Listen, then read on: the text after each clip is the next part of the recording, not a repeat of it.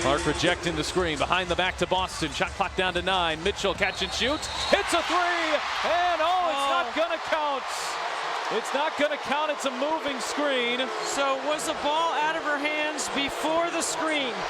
Christy Sides is talking to her staff about, do they want to challenge this? I think she wants to challenge it. I think she believes Mitchell. Is it gone? Then yes. The whistle? Yes. I think that counts. That should count. That shot is up. It appears, at least on that view.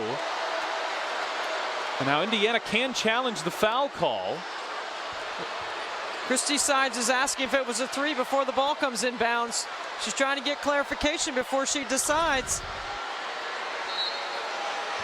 It's a three. Yeah, and they're not going to let her challenge it. Well, that's wow. A bad miss at a bad time. Mark that down, Pat. 1:50 to play.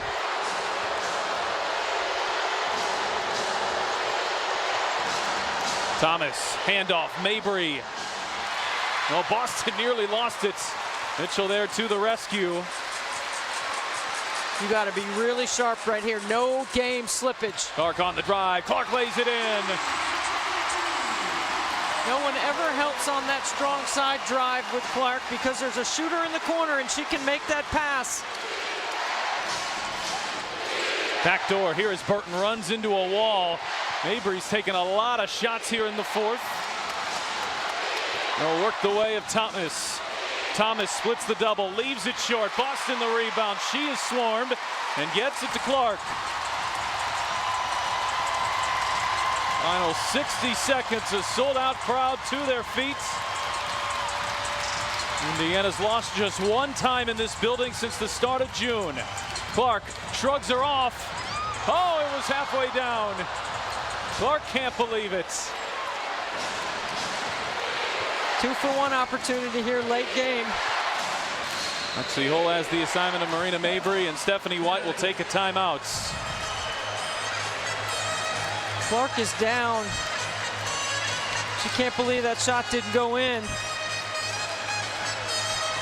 So if you're Stephanie White here, you're drawing up a 2-for-1? I think you are. I think you're looking to get Mabry on a pin down.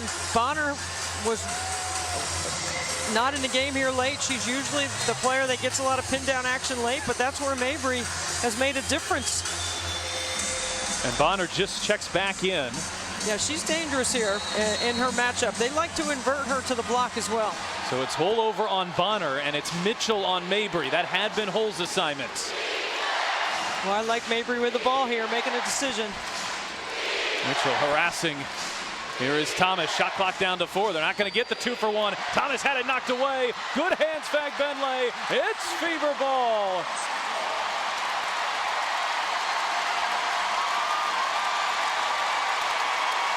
What a floor game by Fagbenle. What she does isn't going to show up a lot in the stat sheet tonight, but she has been disruptive all game.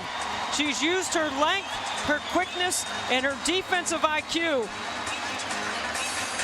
And it's our Master Jewelers defensive gem. Temi Fagbenle coming up in a massive spot defensively. I'm not sure where the shot clock would have been. It was really winding down. So right here, because Connecticut has been so good up the line, getting tips, deflections, you're not looking to foul right away. You're trying to get a steal.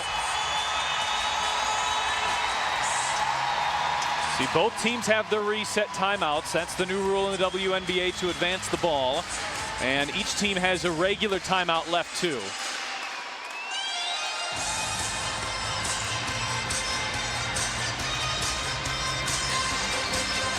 And so Lexi Hull will inbound here for Indiana. Really good free throw shooters on the floor, Pat, for Indiana. For all intents and purposes, the shot clock is off. Hull trying to get it in and got it into Clark, and they immediately do foul. That's an interesting decision, an immediate foul and on Indiana's best free throw shooter.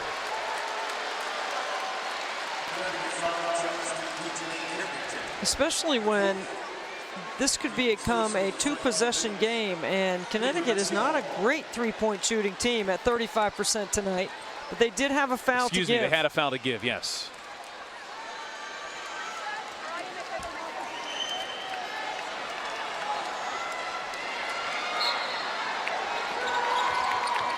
Now Hull will get it in. Kelsey Mitchell hits the deck, and there's a foul.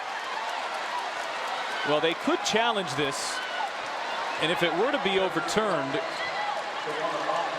it would be an interesting determination of whether that would be traveling or not.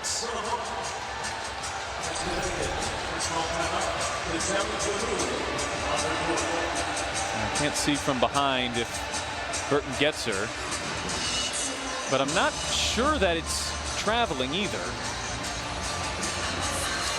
Did anybody touch her? That's the thing. It could be a good challenge. Stephanie White challenged earlier and won. Looks like she loses her balance. Yeah, not much there. And DeWanna Bonner immediately reacting. I did not touch her.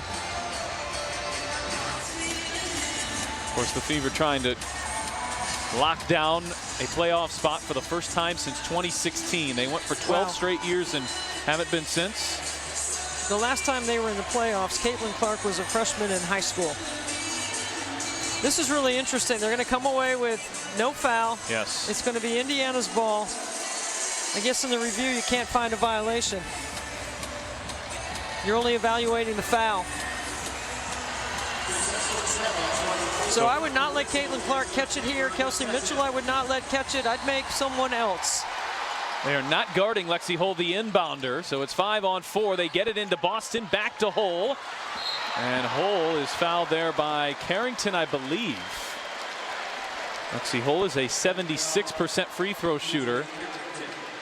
When you talk about two massive moments that involved the officiating, you had the three that was disallowed by Indiana on the offensive foul. You had what could have been a challenge and a turnover there. Well, you had the ball going off Fag Bentley on the baseline as well, which could have been a challenge, which allowed Indiana to keep the ball.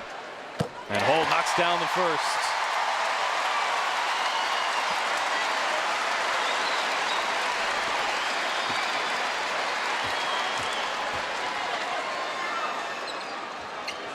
Hull with 17 points in her second start of the season. She's been terrific off the bench and now packing a punch in the starting lineup. So Stephanie White will use a reset timeout. Advance the ball. Erica Wheeler. She can get hype about anything. Loving that free throw going down. You can get a quick two here. I would not let Mabry get a three off. Mabry off the screen, weaves inside, kick out Carrington. She is open, can't hit the three. Rebound Caitlin Clark. And is Connecticut going to let this go? Well, it looks for the time being that they are. And they are going to let this go. It's 9 wins in their last 10 home games for Indiana. They snap an 11-game losing streak to Connecticut. And their magic number to make the playoffs is down to 6.